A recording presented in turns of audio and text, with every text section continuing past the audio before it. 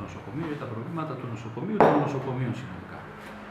Και, εν πάση περιπτώσει, θεωρώ ότι ακόμα και αν δεν πρόκειται να βρεθούν κοινές θέσεις σε όλα τα ζητήματα, καλό είναι να διαμορφώσουμε σε όσα μπορούμε κοινές θέσεις, μήπως μέσα σε αυτό το δύσκολο πλαίσιο τώρα που ζητάμε, που ζούμε, μπορούμε να πετύχουμε κάτι περισσότερο. Είναι αλλιώς να κατεβαίνουμε και οι τέσσερις να διεκδικούμε και αλλιώς ο καθένας για πάρκο του αστυνομικού. Υπάρχουν τα ζητήματα των νοσοκομείων, υπάρχουν τα ζητήματα των λιμενικών ταμείων, τα οποία πρέπει να δούμε τι θα κάνουμε, διότι ξαφνικά θα βρεθείς εσύ και εγώ κάτω από τον όλοι. Το χάσαμε το παιχνίδι. Είναι τα ζητήματα το ΕΡ. Είναι το ζήτημα το οποίο πρόκειψε ψες με τον Αποσελέμη. Η διαχείριση των υδάτων θα πρέπει να γίνει λογικά από τις ΔΕΙΑ του ορεινού όγκου. Να έχουμε λόγο όλοι. Και τα δικά μας τα διστατικά. Έτσι, ναι, σύμφωνοι. Όλα. Ναι, όλα. Δηλαδή θεωρώ ότι κάθε μέρα θα προκύπτει και άλλο ζήτημα, αν θέλετε σημαντικό, είναι τα θέματα των ΔΕΗ. Είναι το θέμα του ΒΟΑΚ. Δηλαδή δεν είναι ένα και δύο τα ζητήματα τα οποία πρέπει να βάλουμε κάποια στιγμή στο τραπέζι, να έχουμε το κουράγιο να πούμε ότι εντάξει, αυτά τα δύο διαφωνούμε, τα αφήνουμε απ' έξω, αλλά στα υπόλοιπα καλό είναι να έχουμε κοινή θέση. Ξαναλέω, δεν είμαι χθεσινός και νομίζω ότι κανείς μας εκτός του Γιάννη δεν είναι χθεσινός. Ξέρουμε τι προβλήματα παρουσιάζουν σε αυτή την ιστορία, αλλά θεωρώ ότι ο ρόλος μας δεν είναι μόνο. Κύριε Στεφανάκη, είχατε μια συνάντηση με όλοι οι δήμαρχοι του νομού Λασιθίου. Συζητήσατε κάποια σημαντικά ζητήματα που απασχολούν και τους 4 δήμους. Που καταλήξατε? Καταρχήν, ξεκινήσαμε σήμερα την πρώτη συνάντηση συνεργασίας των δημάρχων του νομού Λασιθίου. Ξεκινήσαμε από τον Άγιο Νικόλαο. Ήταν μια πρωτοβουλία που αναλάβαμε με τον Δήμαρχο Αγίου Νικολάου, τον Αντώνη τον Ζερβό. Οι 4 δημάρχοι να συνεδριάζουμε τακτικά και να συζητούμε όλα τα θέματα που αφορούν κάθε δήμο ξεχωριστά και όλους τους δήμους μαζί σαν νομός Λασιθίου. Και να έχουμε τη δυνατότητα της επικοινωνίας και της διεκδίκησης σε όσα ζητήματα μπορούμε να παρεμβαίνουμε. Πολλά από αυτά τα ζητήματα, όπως είναι το θέμα υγείας, το οποίο συζητήθηκε βέβαια και σήμερα, δεν άπτεται των άμεσων αρμοδιοτήτων των δημάρχων ή των δημοτικών συμβουλίων.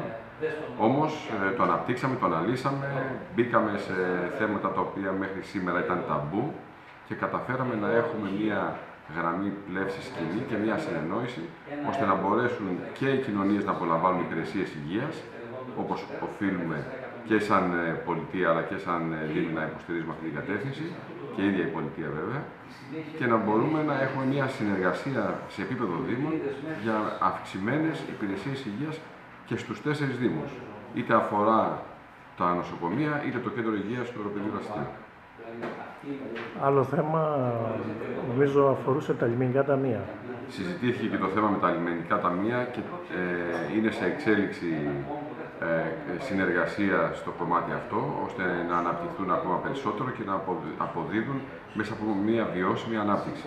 Και να ξέρουμε εξ αρχής ότι θα είναι βιώσιμη η λειτουργία των λιμενικών ταμείων. Και όταν λέμε βιώσιμη, εννοούμε να έχουν τη δυνατότητα να απασχολούν προσωπικό και να μπορούν να αναπτύσσονται ανταγωνιστικά προς το περιβάλλον.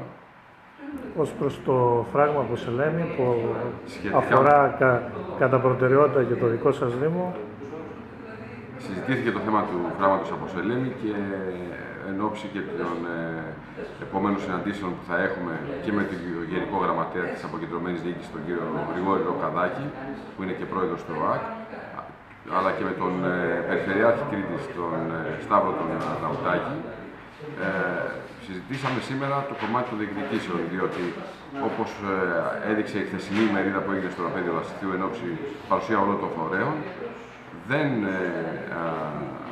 δεν είναι στους προϋπολογισμούς του έργου τα αντισταθμιστικά που είναι και συμβατικές υποχρεώσεις από την πολιτεία, όπως είναι το αλευτικό δίκτυο, όπως είναι ο βιολογικός καθαρισμός και το δίκτυο αποχέτευσης, όπως είναι η εξασφάλιση νερού για την άρδευση και την ίδρυυση του Οροπεδίου Λασιθίου, όπως είναι η τρίτη λιμνοδεξαμενή.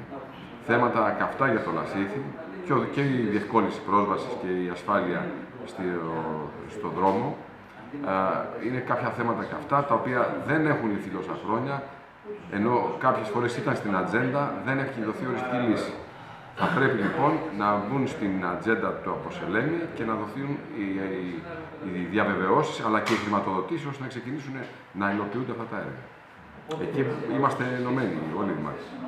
Είπατε ότι ενδεχομένως μπορεί και να μπλοκαριστεί το έργο στη φάση που βρίσκεται σήμερα, εάν τελικά δεν ικανοποιηθούν τα αιτήματα του οροπεδίου λαστιού. Το έθεσα και σήμερα, διότι το έθεσα και εχθές ενώπιον όλων στην ημερίδα. Ως δήμαρχος δεν θα αφήσω να γίνει έργο, στο οποίο έργο δεν θα έχω τη σύμφωνη γνώμη των δημοτών και των παραγωγών και των κτηνοτρόφων και όλης της κοινωνίας. Θέλω την καθολική σύμφωνη γνώμη της κοινωνίας για να επιτρέψω στο έργο να γίνει.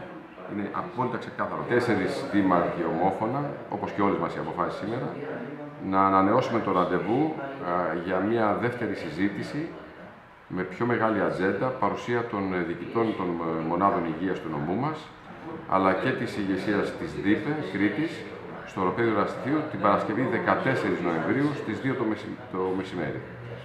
Εκεί θα τεθούν αναλυτικά και οριζόντια αλλά και κάθετα για κάθε Δήμο οι απαιτήσεις, οι υποσχέσεις και η πραγματικότητα σχετικά με τις υποδομές υγείας που έχει ο κάθε Δήμος. Πιστεύω ότι θα δοθούν οι διευκρινήσεις και θα χαράξουμε από εκεί και μετά τη στρατηγική των πολιτικών διεκδικήσεων στο κομμάτι που μας αναλογεί ως δημάρχοι.